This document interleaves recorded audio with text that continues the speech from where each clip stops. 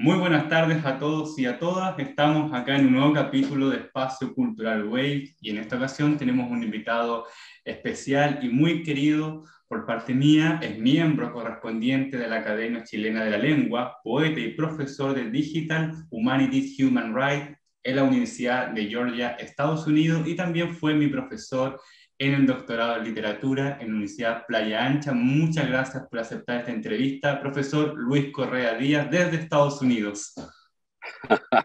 Bueno, muchas gracias por esa presentación y yo te felicito, Gonzalo, realmente por este espacio que tú tienes y que has creado. Y lo has creado solo, ¿no? Esa es mi impresión, ¿no? Solo, pero me Eh, ayuda un editor. Te ayuda, bueno, siempre hay que tener estas ayudas técnicas, pero te felicito mucho por este espacio que se necesitan, ¿no? Porque muchas veces no se recogen las voces vivas, digamos, ¿no? Mm. Así que nada, por eso. Y tú dirás, estoy a tu disposición. Muchas gracias, profesor, por aceptar esta entrevista y conversar un poco sobre literatura, que es lo que nos convoca en este momento. Y usted es poeta y tengo muchos libros de usted, los tengo y los he leído. No Ah, sé si lo este has es el leído. último, los he leído, los No, he leído. el último es ese metaverse que Ah, tú, ya. Ah, entonces claro, lo leí al revés. Leí primero pero no pensando. importa. El orden de los factores no altera el producto, como diríamos. Pero muy, muy bueno, muy bueno. Vamos a ir hablando a poco de estos libros porque me parece que es algo totalmente innovador en la forma de presentar los poemas, la poesía y el mensaje. Y antes de comenzar, profesor, ¿qué es para usted la poesía? Bueno, esa es una gran pregunta. Es una pregunta que se preguntan todas las generaciones, Mm. los poetas y toda la gente, ¿no? Y claro, hay muchas respuestas para eso. Eh, yo tendería a decir, para responder de una manera simple, yo creo que es una posibilidad del lenguaje. Y como hoy vivimos muy preocupados de la inteligencia artificial Mm. y somos ya a estas alturas consumidores de inteligencia artificial, esto mismo que estamos haciendo en este momento, yo Mm. estoy con un teléfono celular, ¿no? Y todo eso, yo diría, para volver a la pregunta, yo creo que es la forma artificial que tiene el lenguaje de expresar um, realidades que no están dentro de las facultades normales y naturales del lenguaje que se usa, digamos, ya sea escrito o hablado, ¿no? Por eso la narrativa, por ejemplo, la literatura en narrativa, cualquiera sea el género, cuento, Mm. novela u otro tipo, incluso los géneros periodísticos, todo eso, no dejan de estar dentro de los márgenes naturales del lenguaje para lo que está hecho el lenguaje, que es para contar historias, básicamente, ¿no? En cambio, la poesía, no es que no hayan historias, no es que no cuente algunas historias, pero lo hace con un lenguaje artificial, ¿no? Aun cuando se pueda decir, algunos dirán que, claro, la poesía nace naturalmente de los cantos y de las canciones eh,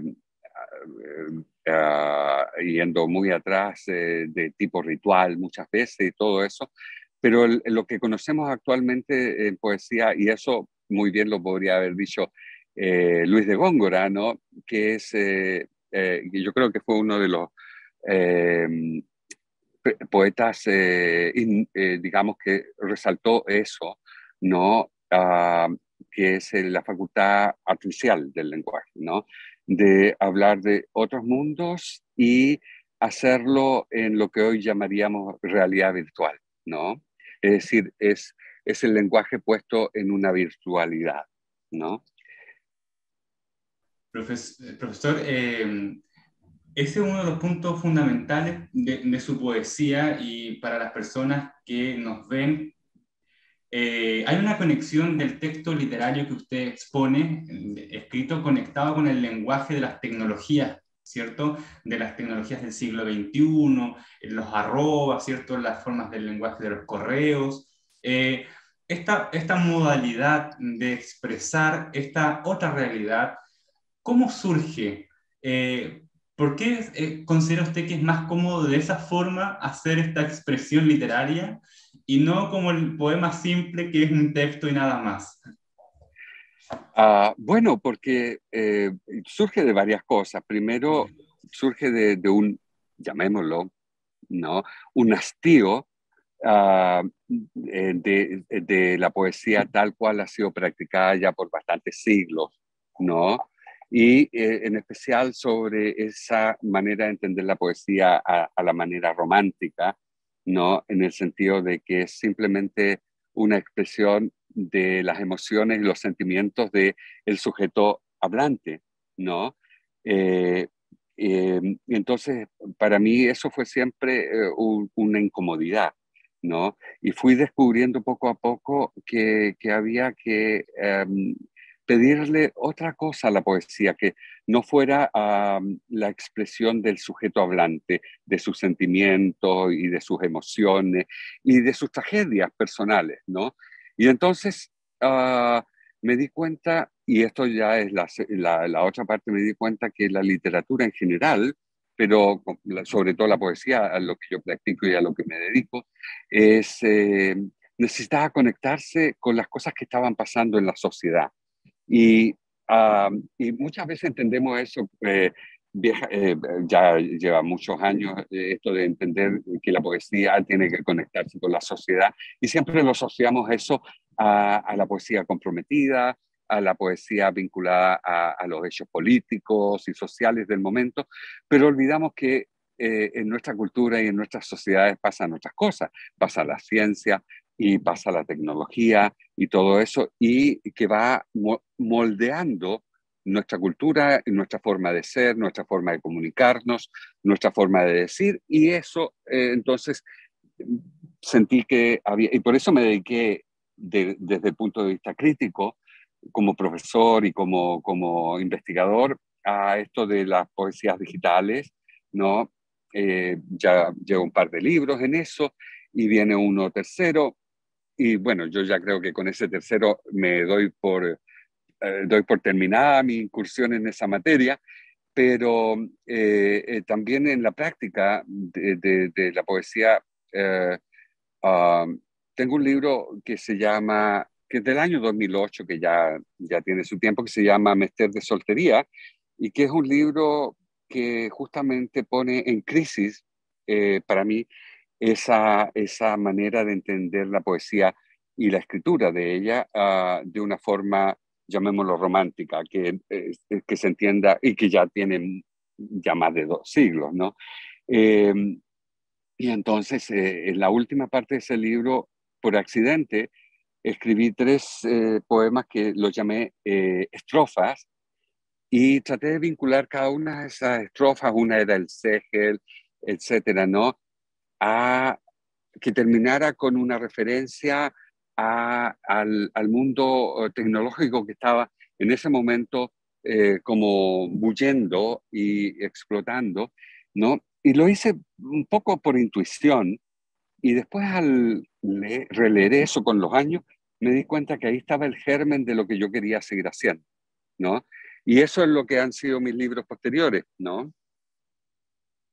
En sus investigaciones y también en su literatura ha tomado, ¿cierto?, esto de la poesía digital, y muchas veces uno considera que la poesía está directamente relacionada con los libros, ¿cierto? Los libros de poemas, tenemos autores clásicos, Mistral, Huidobro, etcétera, pero usted ha visto otra esfera que ha surgido en los últimos años, que la poesía que se expone, no solamente poesía, sino cuentos, novelas, que se expone directamente por la web, por internet, ¿cierto? Esa otra literatura, ¿cómo ha ido tomando valor para los estudios literarios, sobre todo los estudios literarios de posgrado? Porque hay esa idea de que no es literatura, y al final empezamos con esa idea de qué es literatura finalmente. Claro. Bueno, esto de la literatura digital o la Mm, literatura conectada con los nuevos medios ya mm, lleva críticamente y en la práctica ya lleva más de 20 años. Y por supuesto que en los primeros años, y yo diría que hasta muy entrado el 2010, el 2011, todavía se veía con sospecha en los ámbitos académicos y sigue siéndolo todavía, pero ya está más posicionada, ¿no? Ya hay gente que ha dedicado investigaciones y algunos cursos y todo eso. Y eso responde básicamente a reconocer que nuestra vida, gran parte de nuestra vida empieza a suceder en lo que en ese tiempo se llamaba el cyberspace, no el ciberespacio, no que ya es una palabra que ya no la utilizamos mucho, pero sin embargo, gran parte de nuestra lectura, de nuestra información, de nuestras comunicaciones, de nuestras conexiones, sucede en este mundo de la Internet, en este mundo online. Y de ahí surgen muchos creadores que no solo traspasan sus poemas a este mundo, y que ocupan la página como la pantalla como una página, sino que además agregan todo lo que brindan las posibilidades tecnológicas en esa triada que se llamó lo visual, lo sonoro y lo textual juntos, ¿no? Y después que vino ya con el tiempo la parte cinética, es decir, la animación, ¿no? Entonces todos esos proyectos como lo de Santiago Ortiz, como los de Gustavo Romano, como la mismo de la Belengache, que venía trabajando eso hace mucho tiempo, etcétera, etcétera. O sea, hay una lista muy larga de eso. Y yo últimamente me he preocupado para un libro que va a salir pronto en la conexión entre eh, poesía y inteligencia artificial, es decir, cómo algunos de estos creadores ha tratado de proponer proyectos robóticos, ¿no? Y buscar lo que básicamente busca la tecnología y la ciencia, el robot independiente, autoconsciente, ¿no? Cómo estos creadores han propuesto robot poetas o poetas robots, ¿no? Y que han hecho estos intentos. Y yo hago ese estudio crítico y trato de demostrar que hasta la fecha no tenemos un robot poeta consciente, ¿no? Y tomo como caso de estudio varios, pero el principal es un autor que se llama Martín Rangel, que es mexicano, que escribió un poema recitado, pero no solo recitado, sino que supuestamente creado por un robot y que se llama Soy una máquina y eh, no puedo, ¿cómo es? No puedo parar de recordar, ¿no? Así que eh, eso, básicamente. Entonces, yo dentro de mi poesía, lo que he tratado de hacer también es, el libro nos olvidamos muchas veces que es una tecnología cultural, mm, ¿no? mm, Eh, y lo que yo he tratado de hacer, ya sea teórico y en la práctica también, es hacer esta vinculación en que la página que entendemos como página de libro mm, es una pantalla también, mm. ¿no? Y que la pantalla que tenemos en el computador es una página también, ¿no? Entonces, mi caso particular, yo escribí este libro que se llama Los Clickable Poems, que partieron siendo poemas con vínculos que estaban en revistas online, donde era fácil poner un vínculo y que una vez que veías el poema, hacías un clic en los vínculos que te ofrecía el poema y te sacaba del poema, te llevaba a otras páginas, a otros temas, a otras cosas. Y si tú querías volver al poema, lo hacías. Y si no, seguías el curso, ¿cómo se dice?, de navegación por este cyberspace, que es lo que hacemos prácticamente diariamente a cada momento, ¿no? Y luego, cuando una vez eso se llevó al libro impreso, en los clickable poems se pudo resolver a través de lo que se llama la realidad aumentada, es decir, agregar a estos poemas estos QR codes, ¿no? que, que nos permiten leer el poema junto con un teléfono celular que podemos usarlo para activar ese QR y salir al mundo virtual, digamos, ¿no? Qué interesante, profesor, todo lo que nos está comentando, porque generalmente hay esta idea de una disputa entre las humanidades y las tecnologías, como que la ciencia sobrepasa a las otras formas de expresión. Y acá hay una relación súper muy unida en el sentido del primer intento, ¿cierto?, de esta poesía por hipervínculo y que se va navegando, pero también esta otra que es de un robot poético o un posible robot poético que me parece ya del siglo XXII. Claro, es que es la aspiración de la inteligencia artificial, es decir, producir todos estos, lo llamamos robots, pero también son otro tipo de objetos tecnológicos que tienen el sueño, y este es un sueño que viene en la humanidad desde hace mucho tiempo, es decir, el deseo y el ir construyendo inteligencia artificial, es decir, inteligencia que sea independiente. Por supuesto que hasta el momento no tenemos una inteligencia artificial totalmente independiente, sino que es programada por nosotros, por el ser humano, ¿no? Y que responde a nuestras imaginación, ¿no? En el fondo es un espejo de nosotros, y lo que en literatura digital se llama literaturas extendidas, es decir, las literaturas que se vinculan a otras tecnologías. eh, la inteligencia artificial que tenemos hasta ahora es una forma extendida de nuestra propia conciencia, ¿no? Especulando un poco, profesor, ¿qué significaría para las humanidades que se concretice esto de un robot poético, un robot que logre crear poesía? Es una buena pregunta. Bueno, esa pregunta es una pregunta correlacionada con la pregunta que se hace en la sociedad. ¿Qué va a pasar cuando, o qué pasa? Porque ya sucede hace mucho tiempo, y eso incluso comenzó eh, con la era de la industrialización, ¿no? ¿Qué pasa cuando las maquinarias van reemplazando la manualidad, la actividad humana? Pero no solo eso, sino que también van reemplazando después el ingenio humano, ¿no? Entonces, la angustia es la misma. La tentación de irlo probando es el deseo, y la angustia es la misma. O sea, ¿qué pasa si se eh, logra darse un poeta robot independiente que cree sus propios poemas sin que sea programado para tal cosa, ¿no? Y esas son las disquisiciones y los temas que trabajo en este último ensayo que se llama Poesía e Inteligencia Artificial, ¿no? Interesante, vamos a ver, esperamos que tengamos vida para ver este momento, que me imagino que va a ser un hito mundial. Tú sí, pero yo no.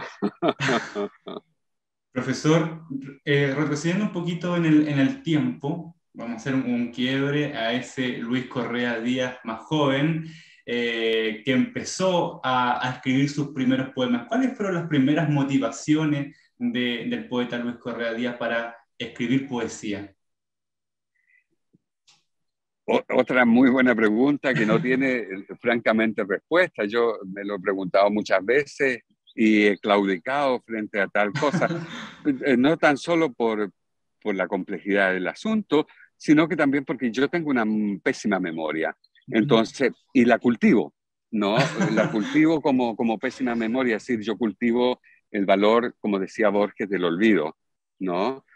Porque el olvido nos hace...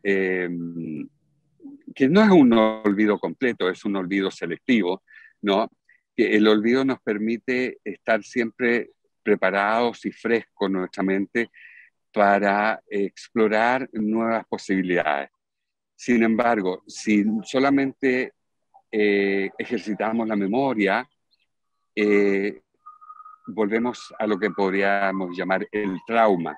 Es decir, y el trauma es precisamente esa memoria que da vuelta en sí misma todo el tiempo. Y esto puede ser, están pasando una bomba de incendios que va a Valparaíso, yo creo que la mandan desde acá, ¿no?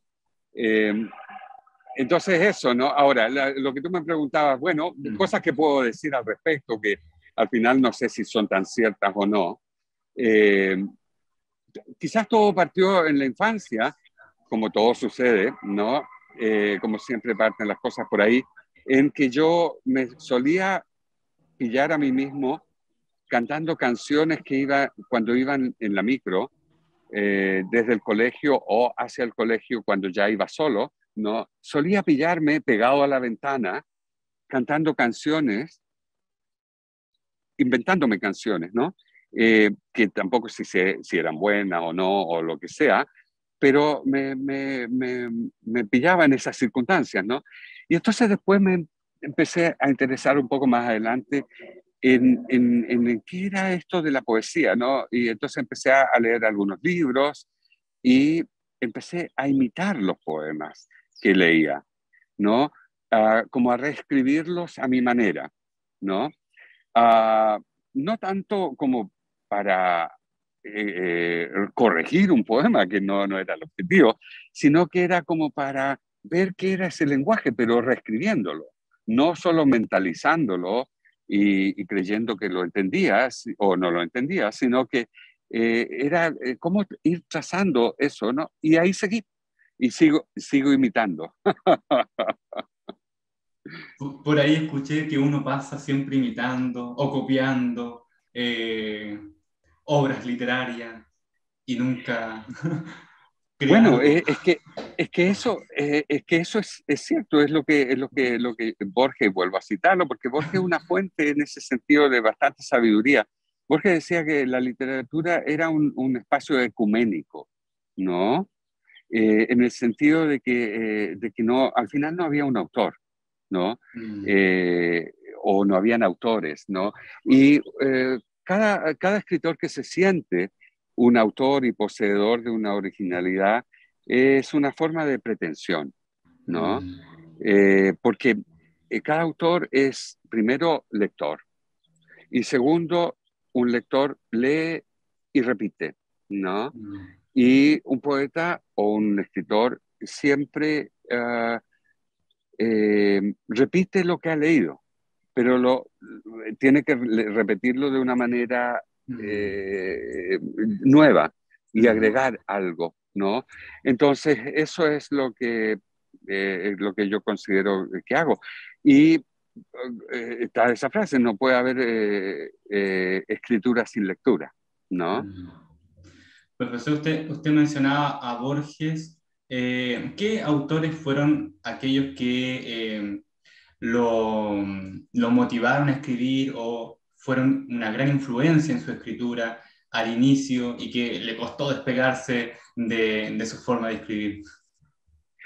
Bueno, mira tú, dentro del ámbito chileno, que era el ámbito en que yo estaba Mm, hasta que me vine a este país ya hace bastante tiempo, eh, no salíamos de nuestra propia literatura y bueno, evidentemente me tocó Neruda, ¿no?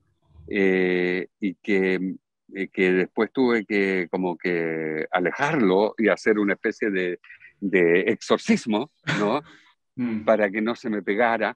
Pero luego he vuelto a él ahora ya con el tiempo y todo eso para reconocer muchas cosas que no se ven en Neruda, porque desafortunadamente todos los mayores escritores después entran en una especie de etiquetas y se los lee a través de esas etiquetas, ¿no? Y mm, lo que se ha olvidado de Neruda, y es lo que a mí me ha interesado mucho en esta última, eh, en nuestros últimos años, son estos libros últimos de Neruda, estos libros que fueron póstumos, ¿no? mm, Y donde él, en los años 70, imagínate, un hombre que tenía una poesía consolidada y todo eso, una poesía política, una poesía social, etcétera, se preocupa de una cosa que en esa época nadie se preocupaba, que era del futuro, ¿no? mm. Y por eso tiene ese libro que se llama El 2000, ¿no? Escrito en los 70 o antes, un poco antes, ¿no? Y que lo deja póstumo y, bueno, que lo alcanza a publicar ciertamente, que es uno de los libros que sí se alcanza a publicar, que después ha sido como publicado como los últimos poemarios y los póstumos, ¿no?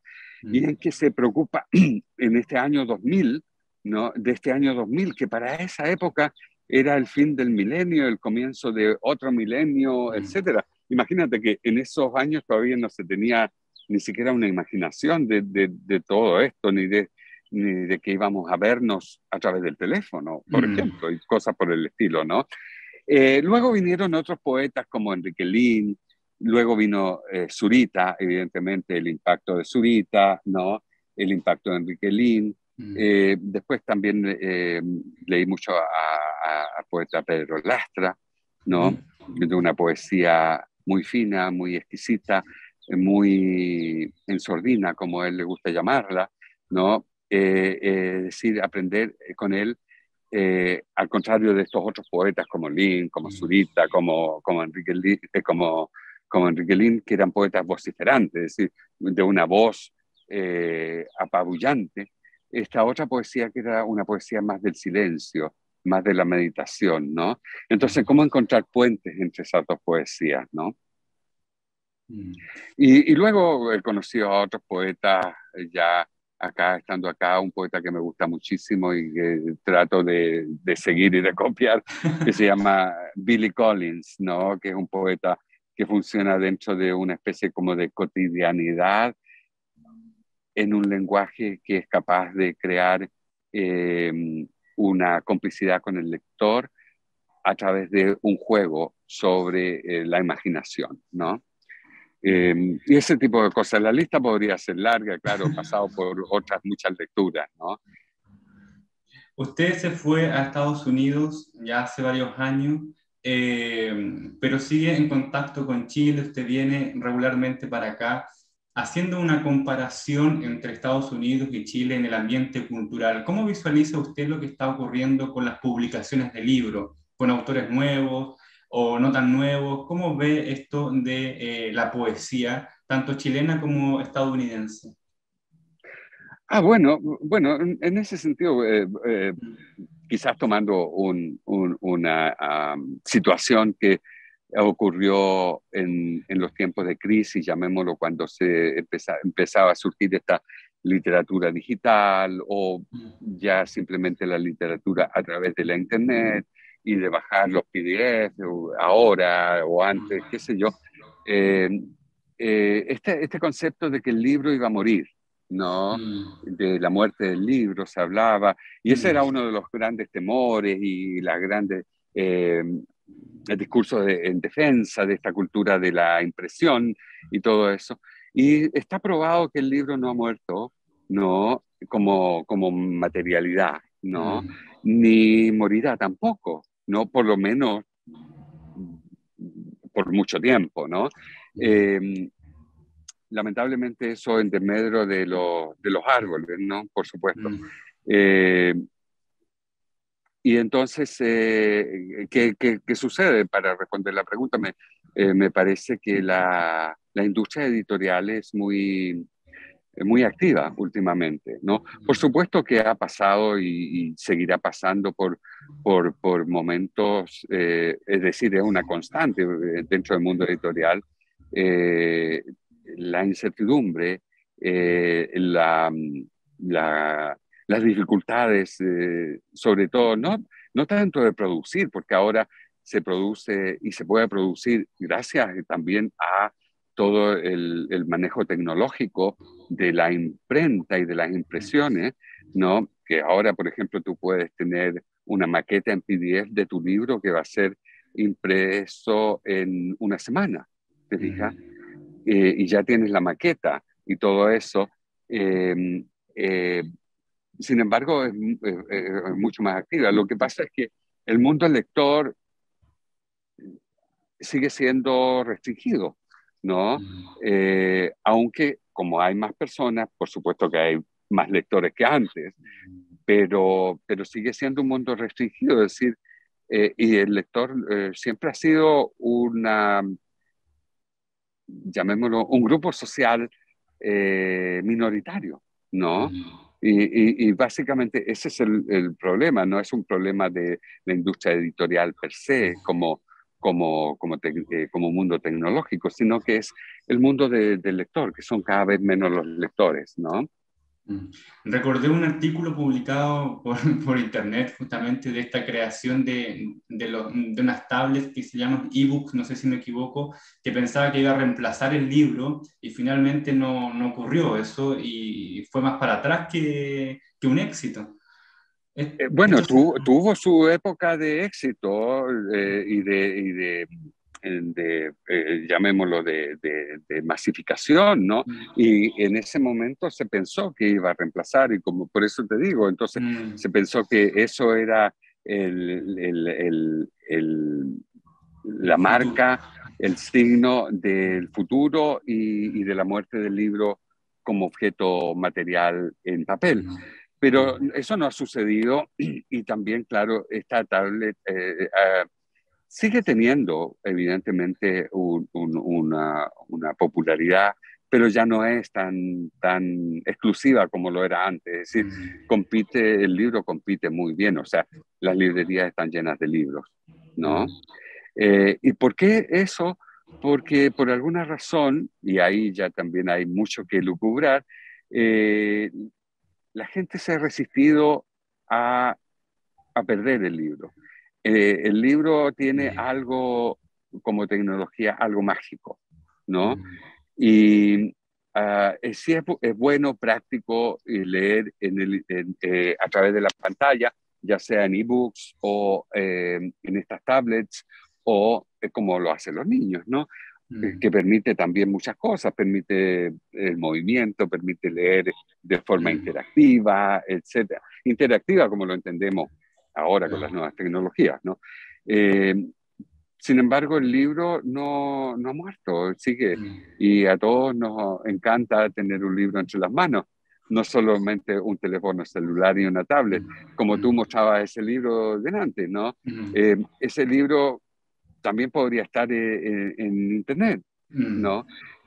Pero no es lo mismo, ¿no? No es lo mismo. Hay mm, una conexión y una sin romantizar el asunto, ¿no? mm. Porque seguimos leyendo también en Internet, ¿no? Claro. Profesor, usted ahora está en la universidad. No sé si tendrá a disposición algún poema que nos pueda recitar suyo. Sí tengo, porque tengo Ah, tengo el computador abierto, súper. Si nos podría recitar porque, algún poema. porque pensé que me ibas a obligar a eso y, Estaba preparado. y, y estaba preparado. Mira, acabo de expulsar del teclado, del keyboard, una hormiga que se me estaba metiendo. Y tengo otra, es que estoy en un lugar donde circulan las hormigas, estoy en el camino de ellas. Bueno, Ya, pues. a propósito de lo que estábamos hablando quizás antes de que empezara a grabar, esta preocupación por lo que está sucediendo en Ucrania ahora y este tema de la guerra, ¿no? Y Mm, todo eso. Eh, Quizás te quiera leer este poema que se llama eh, Cukes y Not Nukes, ¿no? Que significa cucumbers y no cabezas de nucleares, de bombas, mm, ¿no? Eh, y cucumbers son los pepinos, ¿no? Los que comemos, ¿no? Y que tú tuviste la gentileza de publicar en tu sitio, ¿no? Y yo le agregué un postscriptum que no está publicado contigo porque lo acabo de terminar esta mañana, ¿no? Y entonces voy a leer ambas cosas juntas, ¿no? mm, Este poema dice, este es el pensamiento, ese Cukes, no Nukes, ¿no? Este es el pensamiento mientras solo me preparo una ensalada y veo la tele y esta guerra ya en Ucrania unfolding. Y recuerdo un verso de R.E.M. This one goes out to the one I love.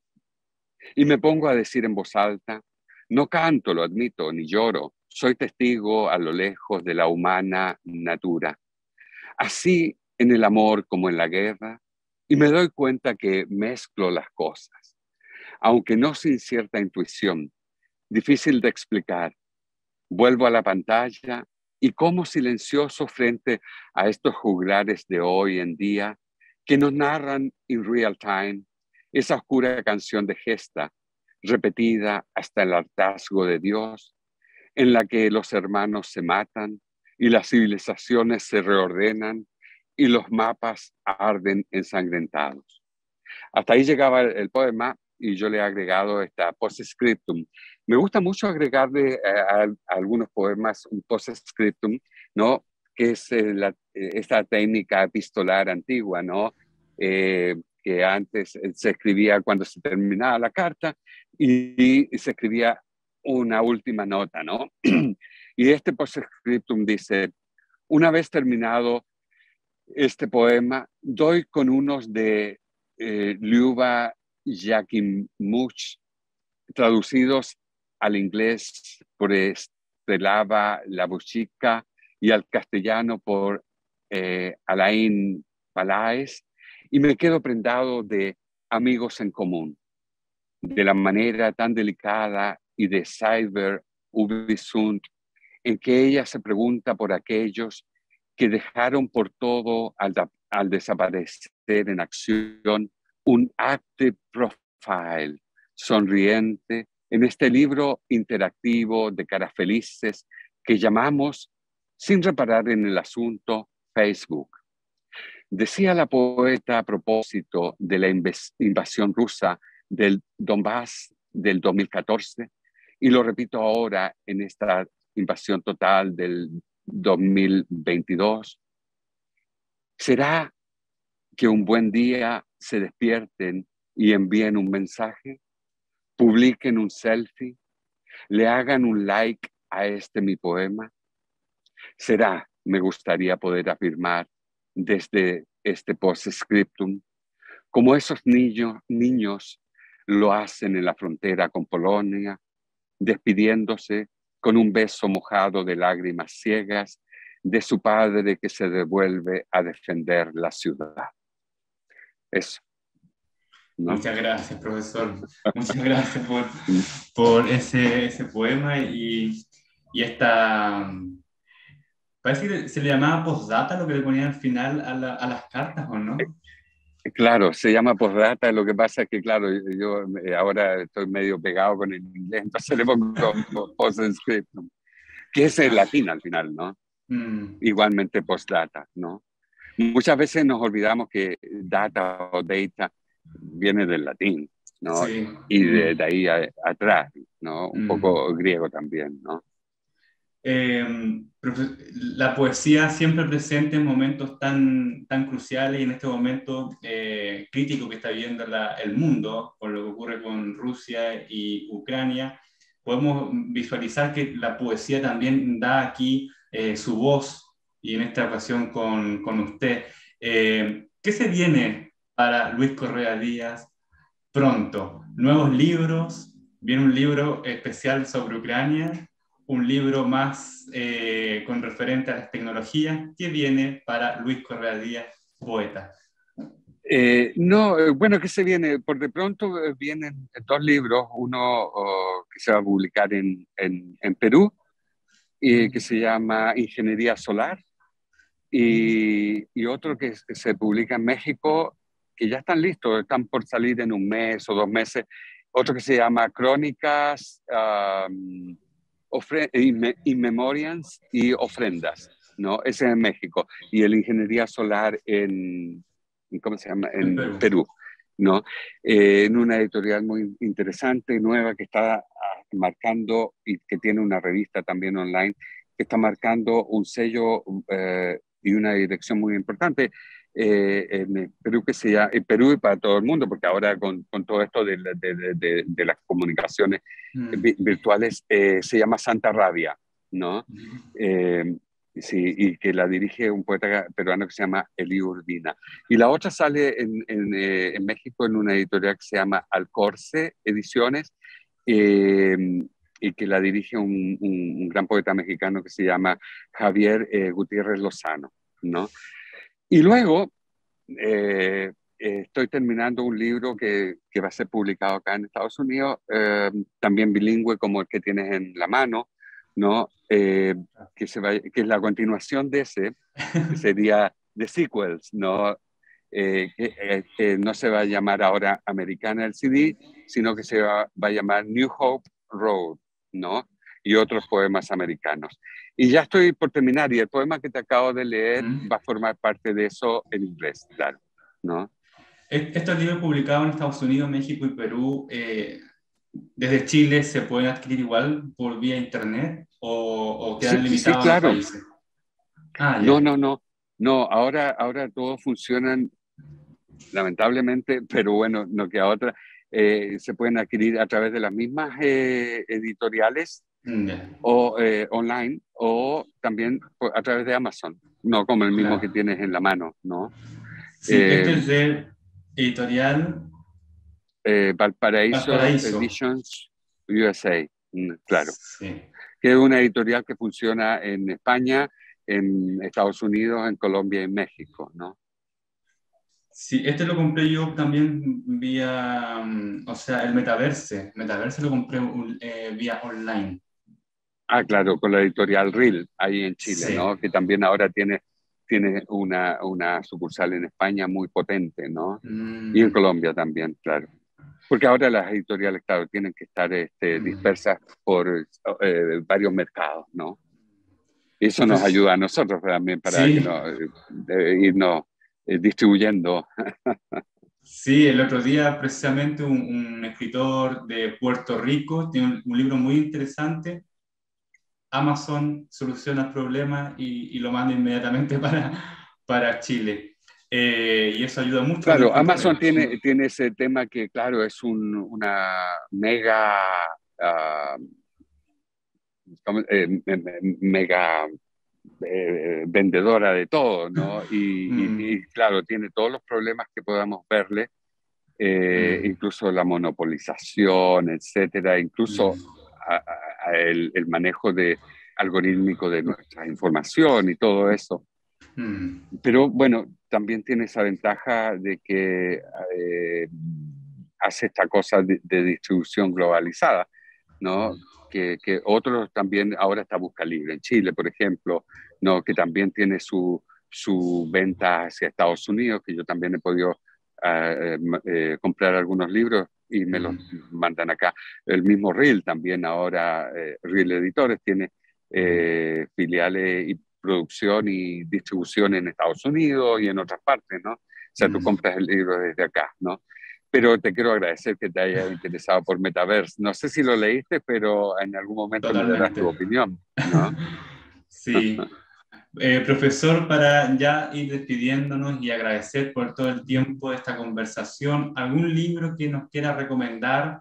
Eh, Metaverse, claramente, y Americana, pero de otros escritores que usted considere pertinente estar leyendo en esta época tan misteriosas de pandemia, de guerras, de crisis Sí, climática. yo cometería un ¿cómo se dice? Una herejía aquí, Ya. pero lo hago a conciencia y sin vergüenza y sin miedo a las represalias. Pero Ya. invitaría a los poetas y a los escritores de cualquier naturaleza Mm, a que leyeran más otros libros y no solo libros de literatura. No es por desprestigiar el gremio ni el campo, obviamente que no, mm, pero los escritores necesitan y deben, es un deber, leer otros libros de otras materias, de biología, de ciencia, de mm, astronomía, de ciencias políticas, de ciencias económicas, etcétera, ¿no?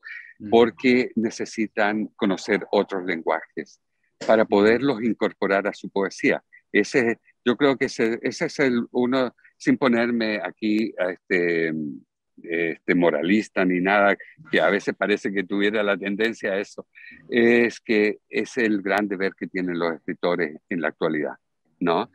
Ah, y de recomendar eso, recomendaría un libro fascinante que se llama Los próximos 500 años, de un escritor de apellido Mason, ¿no?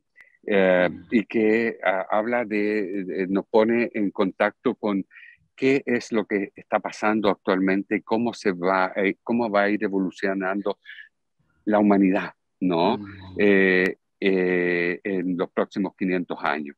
Por supuesto que es ciencia especulativa, pero hoy ya la ciencia especulativa no solo existen las ciencias aplicadas, sino que ya cada una de las ramas de la ciencia tiene una división que se llama especulativa, ¿no? Y la tecnología lo tiene a través de la simulation, de las simulaciones que se hacen de todas las realidades posibles, ¿no?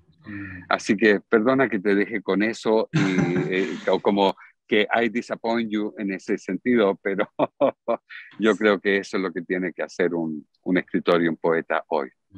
Me recordó a Borges. Borges sabía muchos temas de matemáticas, sobre todo geometría, de astronomía, para crear su cuento y su obra poética. Y bueno, y por eso mismo que su obra ahora ya es reconocida como pionera en ese sentido, pionera de la cosmología, pionera incluso de la inteligencia artificial. Se dice, algunos han llegado a sostener que él fue un pionero del surgimiento de la realidad virtual y de la Internet, ¿no? A través de su obra. Y Borges, en ese sentido, se podrá tener cualquier imagen que se tenga de él, pero es un pionero en todas estas materias, ¿no? Muchas gracias, profesor, por esta grata conversación. Ahí hicimos un recorrido sobre su obra poética, sus estudios críticos, su vida personal como poeta. Muchas gracias por esta Y, conversación. y déjame agregar una postdata. Y habría que leer al poeta Gonzalo Retamal también, por supuesto, Que se conoce como dentro de esta. Yalik. Exactamente, ¿no? Que yo ya me he leído bastantes cosas. Gracias, muchas gracias, profesor. Y antes, parece que no nombré al principio al editor, el nombre que es Roberto Benavente, para que también lo puedan contratar y sea un editor de muchas personas, porque edita muy bien en su en Instagram Crítico Pobre, lo pueden buscar. Y agradezco nuevamente, profesor, por esta conversación para Espacio Cultural Wave y espero que nos volvamos a encontrar en una nueva conversación más adelante. Muy buenas noches y muchas gracias. Y muchas gracias a ustedes dos, a Roberto y a ti, ¿no? Nos vemos, que estén muy bien.